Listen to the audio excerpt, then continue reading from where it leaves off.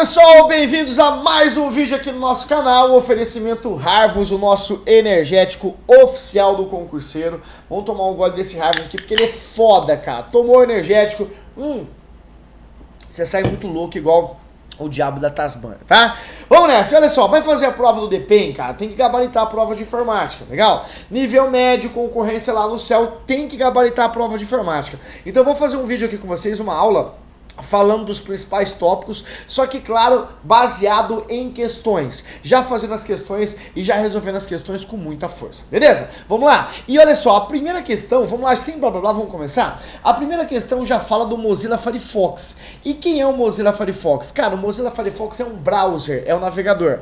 E quem são os navegadores hoje para sua prova, né? Mozilla Firefox, Internet Explorer, Google Chrome, o Edge, que é o novo navegador da Microsoft, beleza? O Opera, que também é um navegador. E os navegadores são chamados nas provas de concurso de browsers, tá? E o que vem essa palavra browser? Navegador. Lembrando que a gente já aprendeu uma coisa importante, tá? Não faça uma diferenciação entre os navegadores não, cara. Não faça uma diferenciação entre eles. Ah, por exemplo, o Internet Explorer é melhor que o Google Chrome, que é melhor que o Mozilla Firefox. Não, fuma maconha. Não viaje nesse conceito, sabe por quê? Porque, cara, não tem um melhor que o outro. Claro que pode ter navegadores que tem alguns recursos que o outro não tem, beleza? E quando você não faz essa diferenciação, você consegue acertar algumas questões, tá? Por exemplo, deixa eu abrir para vocês a última prova do DPEM. Na última prova do DPEM, beleza? Caiu uma questãozinha que falava sobre esse assunto. Deixa eu abrir aqui pra vocês. Vamos nessa, na penúltima prova, na verdade, né? Olha só, informática com muita força. Nossa obrigação, gabaritar a provinha. Então dá uma olhada nessa questão 21 aqui, que tá no quadro, que foi uma questão que normalmente o candidato despreparado errou. Vocês não. Olha só. A velocidade de acesso à internet depende da ferramenta de navegação. Primeiro erro, cara. Normalmente, quando o item está errado, tem dois erros. Quando o item está errado, tem dois erros. Normalmente, não é uma regra. Professor, eu só achei um erro. E agora? A questão continua errado, caralho. Beleza? Mas ajuda, né? Normalmente, quando o item está errado, tem dois erros. A primeira questão. A velocidade de acesso à internet depende da ferramenta de navegação e do sistema operacional. Primeiro erro. A velocidade de acesso à internet não depende do navegador e nem do sistema operacional. A velocidade de acesso à internet depende de muita coisa, principalmente aquilo que você paga. Quando você contrata a NET, quando você contrata a GVT, por exemplo, a NET lá 20 megabits por segundo, 30 megabits por segundo. Mas quanto mais você paga, mais você está sendo enganado também. Beleza? Então dá uma olhadinha que maneira na questão. Olha só, a velocidade de acesso à internet depende da ferramenta e do sistema operacional que estão sendo utilizados. Está errado. O navegador Internet Explorer, por exemplo, é acessado mais rapidamente em ambiente Windows. Está errado, cara. Por que o Internet Explorer abre mais rapidamente em ambiente Windows? Está errado. Está falso. Beleza? Que maneiro, cara. Tem mais questões sobre esse assunto? Tem, cara. Tem a prova de agente da Polícia Federal. Na penúltima prova de agente da Polícia Federal, também caiu uma questão fazendo uma certa, distinção entre os navegadores. Quer ver? Deixa eu abrir aqui para vocês mais uma questãozinha na prova de agente da Polícia Federal, informática bombando, e você vai gabaritar o DPEM, tá? Olha só, questão 37. Uma importante funcionalidade do navegador Google Chrome é a capacidade de manter o histórico de páginas visitadas pelo usuário, como por exemplo, páginas de sites eletrônicos seguros por um período de tempo superior ao disponibilizado pelos demais navegadores. Por que o Google Chrome vai guardar mais histórico do que os outros? Tá errado, tá errado, tá errado, tá falso, beleza? Então bora pra questão, volta pra cá, olha só. Uma das ferramentas mais completas do Mozilla Firefox é o corretor ortográfico. Cara, quando a questão estiver muito errada, você pode gritar em voz alta. Sabe por quê? O Mozilla Firefox, o Internet Explorer não são editores de texto. Esses caras não têm corretores ortográficos. Ah, mas que eu estou digitando numa página, às vezes aparece. Aí não é recurso do navegador, é recurso da página, do site que você está acessando, e não do navegador. O navegador não é um processador de texto, cara, então não tem corretor ortográfico, tá errado a questão número 1, questão muito boa de entender. Beleza? Nas nossas aulas que eu tenho no meu site, eu tenho um curso completo para o DPEM do site de informática, tá? Vou deixar o link aí na descrição. No nosso site, pessoal, a gente aprende tudo sobre a família de protocolos TCP/IP. E a gente aprende que essa família de protocolos TCP/IP, ela é dividida em diversas camadas, não é isso? Mas tem 3 camadas que interessam pra gente. A camada que mais tem protocolo é a camada dos aplicativos. Afinal, é a camada de aplicação. E essa camada de aplicação trabalha diretamente no aplicativo, no programa. Por exemplo, HTTP trabalha no navegador, download e upload de páginas, porta 80. HTTPS, download e upload de páginas agora com segurança, porta 443. SMTP, envia e-mail, porta 25, ou também a porta 587, que envia e-mail coibindo spam, coibindo e-mail desejado. Telnet e SSH, vamos lembrar? Telnet e SSH. O Telnet muito citado em prova e o SSH também fácil de você lembrar. O Telnet e SSH são protocolos de acesso remoto. Por exemplo, se eu estou em casa, eu posso acessar remotamente seu computador? Posso. Então eu vou precisar de um protocolo. Quem são os protocolos? Telnet e SSH. A diferença: Telnet não é seguro, SSH é seguro. Esses protocolos são protocolos de acesso remoto. SMTP não é protocolo de acesso remoto, é protocolo de envio de e-mail. POP3 e IMAP, protocolo pai de santo, protocolo que recebe e-mail. Esses caras não são protocolos de acesso remoto. POP3 e IMAP são protocolos de recebimento de e-mail. Então, cara, com base nessa leve explicação, a questão 2 ficou tranquila. Olha só. Diferentemente do SMTP, o protocolo IMAP permite que sejam utilizadas aplicações de acesso a terminal como o Telnet. Tá errado! O IMAP não é o protocolo de acesso ao terminal. O IMAP não é o protocolo de acesso remoto. Quem faz isso seria quem? Telnet e SSH. Diferença entre os dois: Telnet não é seguro e o SSH tem criptografia, tem segurança envolvida. E sabe quem perguntou isso? CESP. CESP já perguntou isso em prova, na provinha do DPU. Deixa eu abrir a prova do DPU aqui para vocês, pra gente acertar mais uma questão. Olha só, dá uma olhada aqui na questão 43 e vê se tem um sentido muito grande. Olha o que a questão falou. Os protocolos de comunicação SSH e Telnet, SSH e Telnet garantem comunicação segura, uma vez que os dados são criptografados antes de serem enviados. Está errado! Quem garante comunicação segura não é o protocolo Telnet, é o protocolo o quê? SSH. Esse é um acesso remoto com segurança, com criptografia. Agora o Telnet não traz criptografia nessa forma de comunicação. Beleza? Então a questão número 2 ficou tranquila, básica de entender e a gente já associa para as provas, tá? A questão número 10 fala do Windows, a questão número 3 fala do Windows 10. E o Windows 10 é o sistema operacional fodástico atual, Microsoft bombando, pá. E o Windows 10 trouxe vários recursos, né? Como por exemplo, um recurso chamado de BitLocker. E esse recurso está bombando nas provas. O que vem a ser o BitLocker? Olha o exemplo das aulas, tá? Exemplo das aulas que eu faço num curso específico do DPEM. Você passou num concurso público do DPEM, no primeiro dia de trabalho você já leva o seu notebook. Beleza? Já leva o seu notebook, maneiro, pá. Aí no primeiro dia de trabalho, cara, você percebe que roubaram o seu computador, né? Você vai almoçar e roubaram o seu computador. Mas antes de você sair, você bloqueou a tela.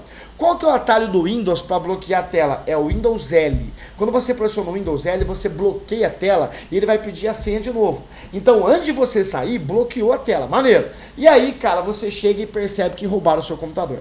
Aí você pensa, cara, vê lá, perdi meu computador, perdi dinheiro com isso, claro, a parte física, só que os dados estão seguros, porque eu coloquei aquele bloqueio de tela do Windows. Horroroso esse pensamento, porque aquele bloqueio de tela do Windows, ele só, né, evita que o parente tenha acesso ao seu computador. Porque se o ladrão tiver tempo, ele vai tirar o HD, colocar um CD de instalação, tem várias formas de acessar os dados. Pensando nisso, a Microsoft criou um recurso chamado de BitLocker, e esse BitLocker consegue codificar as informações do HD. Qual é a vantagem? Roubaram meu computador, maneiro, mas eu usei o BitLocker antes. Então quer dizer que os dados estão seguros. A parte física eu perdi, pá, mas os dados estão seguros, sabe por quê? Porque eu usei um recurso BitLocker que vai codificar as informações com uma criptografia fodarástica, galera. E o Windows, além de codificar o HD, também consegue codificar o HD externo, o pendrive, através de um recurso chamado de BitLocker to Go, tá? BitLocker to Go. E como que eu faço tudo isso? Por meio do painel de controle. Olha só, ao abrir o painel de controle do Windows, nós temos aqui, por exemplo, um recurso muito legal. E aqui no painel de controle do Windows a gente tem um recurso chamado de ícones e você pode usar o BitLocker por criptografia, tá aqui, ó. E o BitLocker to Go também permite codificar o quê? HD externo e pendrive. Qual é a vantagem? Perdi o HD externo, maneiro, tá? O HD externo eu perdi, mas os dados são seguros, beleza? Porque ele está com uma codificação. Eu falo nas aulas, né, cara, até os nossos smartphone hoje tem uma coisa parecida, né? No nosso smartphone, pessoal, fala sério, para você acessar, normalmente você coloca aquelas bolinhas assim, beleza? Para as pessoas casadas, para as pessoas solteiras, como que é assim, ó, bem de boa. E para as pessoas que têm o rabo preso, é assim, ó, é uma vida, é ou não é? Então entenda aqui comigo que esse recurso, galera, é uma codificação. Se você perder hoje o smartphone, dificilmente alguém quebra isso. Nem a polícia, por exemplo, consegue quebrar nos novos smartphones, tá? Agora nos velhos tem recurso para quebrar, os novos não, beleza? Então o recurso BitLocker é fodarástico, é uma coisa muito maneira de entender, é um recurso que cai em prova e eu preciso que você entenda, tá? Então dá uma olhada que existe o BitLocker comum, que é do HD, e o BitLocker to Go também, que é do HD externo, do pendrive, que o sistema operacional também faz isso. Olha a questão aqui, ó. Foi solicitado a Paulo criptografar um pendrive, né, que contém arquivos sensíveis no sistema operacional, o Windows 10, de modo a proteger os dados desse dispositivo contra ameaças de roubo. Nessa situação, uma das formas de atender a essa solicitação é, por exemplo, utilizar a criptografia de unidade de disco BitLocker, um recurso de proteção de dados desse sistema operacional. Verdadeira questão número 3. Qual foi a dificuldade para o concurseiro na hora da prova? Ele pensou o seguinte, cara, mas peraí, para codificar o pendrive, né, o BitLocker to Go, sim, mas o BitLocker to Go é um recurso do criptografia de unidade. Ele é um recurso, o BitLocker to Go é uma função do BitLocker, então cuidado com a interpretação de texto. E muita gente errou essa questão e eu, né, atendi todo mundo falando, mas espera aí, ele não falou que o BitLocker to Go, por exemplo, codifica HD comum. Ele falou que existe um recurso BitLocker, que é uma função de unidade, que permite criptografar também o pendrive, e esse recurso é conhecido como BitLocker to Go. Mas não está errado. Cuidado com a interpretação de texto. Ele generalizou o recurso da forma correta. Por isso a importância da interpretação de texto nas nossas provas. Vamos lá? Partiu questão número 4. E a questão número 4 fala de formatos, tá? De formatos, entre outras funções. Galera, quando a gente fala, por exemplo, de arquivos, todo arquivo ele tem um nome e uma extensão, né? Por exemplo, aula.docx é um arquivo de quem? É um arquivo do Word. Aula.xlsx é um arquivo de quem? É um arquivo do Excel. Aula.txt é um arquivo o quê? Um arquivo de texto. Aula.exe é um arquivo executável. Deixa eu fazer uma pergunta aqui para vocês, tá? Beleza? Qual desses arquivos aqui, ó, podem conter vírus? Qual desses arquivos podem conter um vírus? Todos os arquivos podem conter vírus? Não, tá? Arquivo TXT não pode conter vírus, porque TXT é somente texto. TXT pode ter imagem? Não é texto. TXT pode ter figura? Não é texto. TXT pode ter formatação? Não é texto. TXT pode ter vírus? Não, senhor amado, é texto. Tá? Então o TXT é um arquivo no formato de texto. Agora docx pode conter vírus, XLSX, executável principalmente, então cuidado. E na nossa aula específica do concurso do DPEM, nosso curso específico que já está na descrição aí do curso, do vídeo de vocês, aí embaixo tem a descrição do curso, dá uma olhada porque tá topzera. A gente aprende todos esses detalhes, tá? Então olha que massa, de forma objetiva, tá, pessoal? Não existe nenhuma aula que eu não faça questões, teoria, questões, eternamente teoria e questões. Beleza? Então olha que massa isso aqui. E alguns arquivos podem ser vetor de infecções? Sim.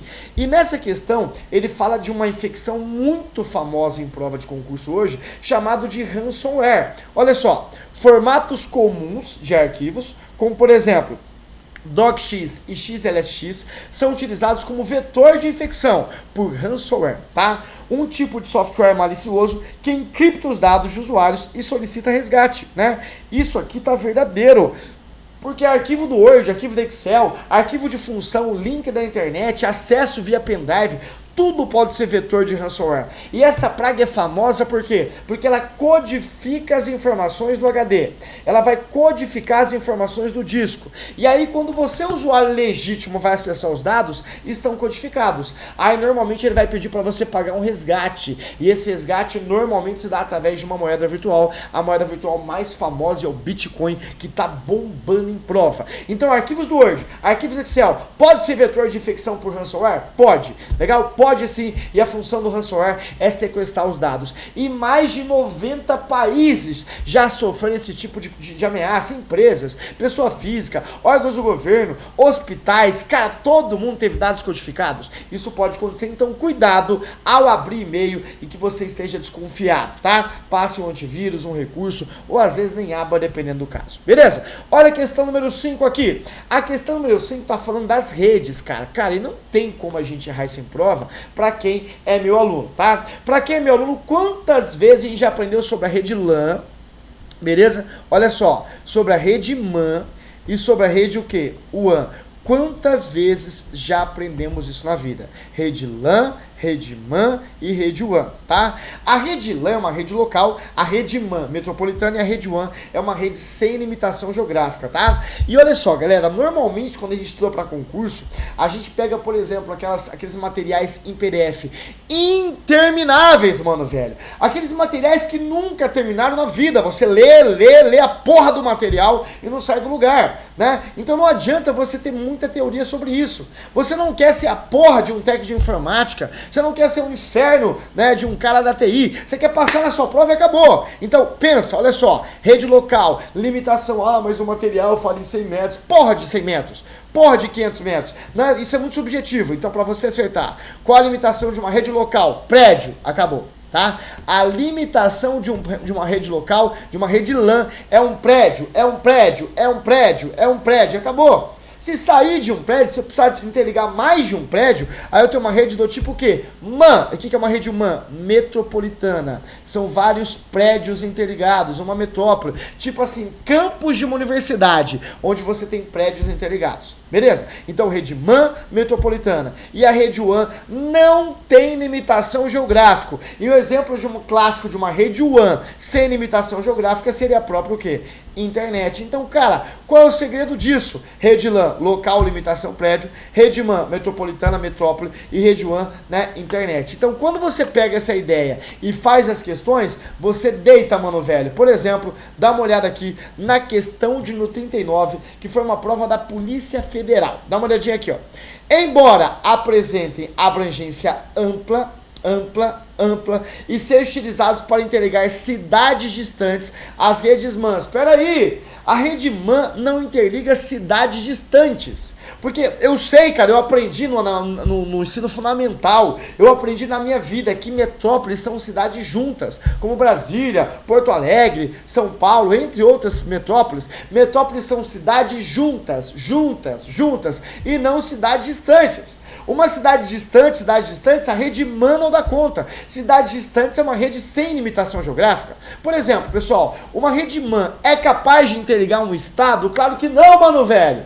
Por que não? Porque estado de São Paulo são cidades distantes. Não pode ser uma rede MAN, tem que ser uma rede WAN, que é uma rede sem limitação geográfica. Então pegou a teoria, fez questões, é impossível você não acertar. Beleza? Mas tem que praticar.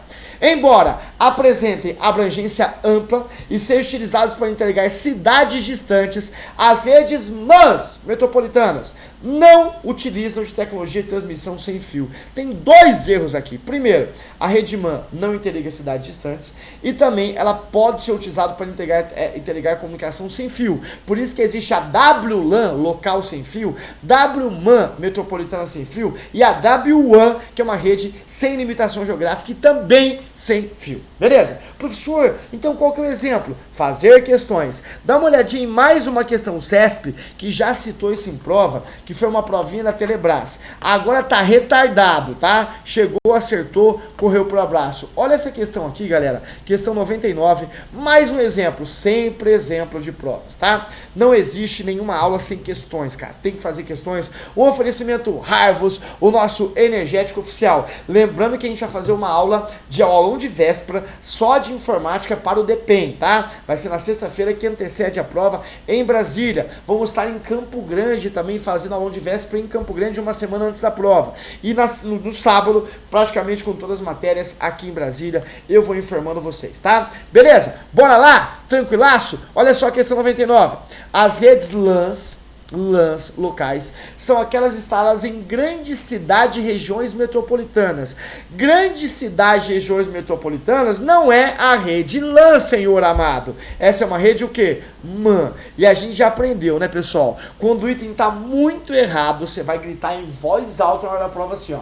Horroroso esse item, tá? Desesperador esse item. Então vamos lá. Partiu mais uma questão. E a questão falou o seguinte: as redes de computadores podem ser classificadas pela sua abrangência em LAN, local, MAN, metropolitana, e WAN, sem limitação geográfica, maneiro, verdadeira a questão de número 5. E a questão de número 6 fala do PowerPoint Office e também fala do concorrente, né, bicho? Quem que é o concorrente? É o BR Office.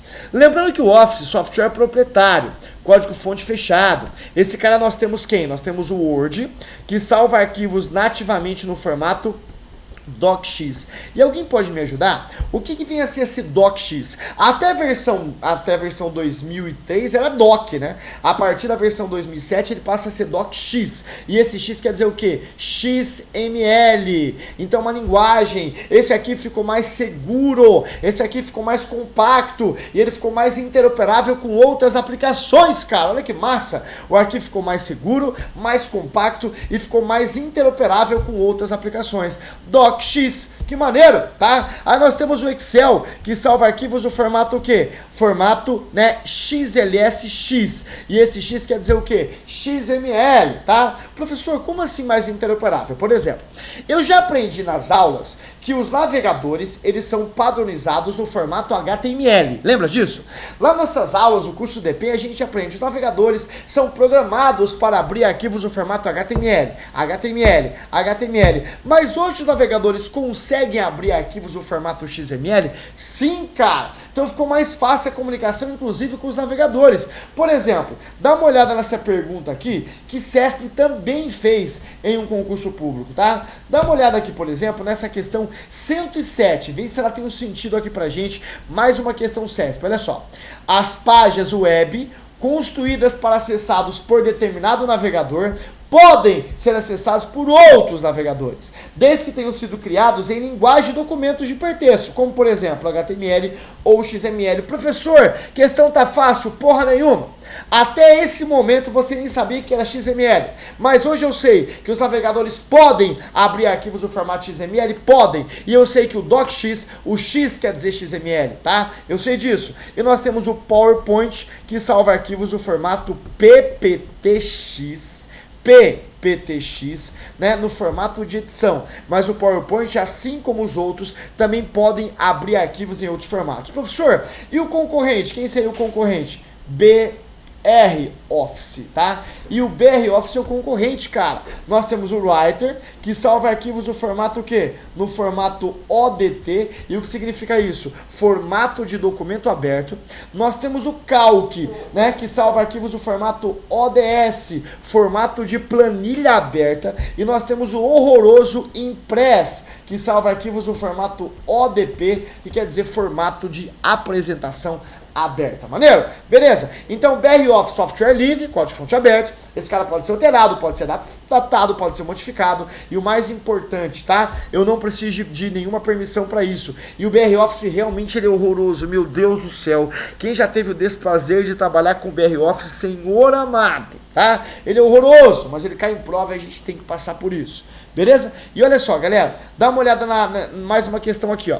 Lembrando, cara, que esses programas hoje eles são interoperáveis, tá? Por exemplo, o Word abre arquivos no formato ODT? Sim. Desde a versão 2007, todo mundo abre todo mundo. Bacanal geral, todo mundo abre todo mundo, liberada a putaria, tá? Sabe por quê? Porque até 2003, cara, tinha muita restrição. A partir da versão 2007, todo mundo abre todo mundo, é o mundo atual, beleza? Ai, mas pode perder formatação, não é essa pergunta, caralho, tá? Já recebi algumas, né, professor, mas veja bem, eu peguei um DocX e abri no ODT, perdeu um pouco a formatação, não é essa a pergunta. A pergunta é se abre, é possível editar, é possível editar, então não fuma maconha, não faça pergunta pra pergunta, não viaja na maionese, não enlouquece no Goiás, é sério, cara. Então olha só, né, o BR Office e o Office são interoperáveis. Inclusive, esses caras são interoperáveis, uma coisa bem interessante, tá? Eles são interoperáveis, os programas estão instalados na minha máquina,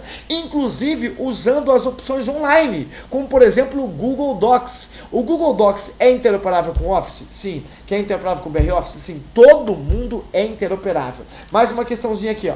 Olha essa questão aqui, uma outra questão maneira sobre esse assunto, que é essa questão 111, que normalmente a gente nem entende a pergunta. Olha só, dá uma olhada. O Google, mecanismo de busca por documentos da web a partir de palavra-chave, oferece um conjunto de aplicativos, né, para edição de documentos e planos eletrônicos, que é o famoso Google Docs, que é rodar, por exemplo, o software nas nuvens, que é o caso, por exemplo, do famoso SaaS. E o que significa esse termo SaaS? Software sobre serviço. Hoje não tem a necessidade de você instalar o programa na máquina, você pode rodar o programa online, e isso é uma forma de economizar tempo e dinheiro, porque é o tempo, eu acesso qualquer lugar, e porque dinheiro não precisa adquirir a licença do produto, tá? Então olha só, o Google, mecanismo de busca por documentos da web a partir de palavra-chave, como é a função principal do Google, oferece um conjunto de aplicativos para edição de documentos e planilhas eletrônicas interoperáveis com outras plataformas, como por exemplo o Office, verdadeiro, cara.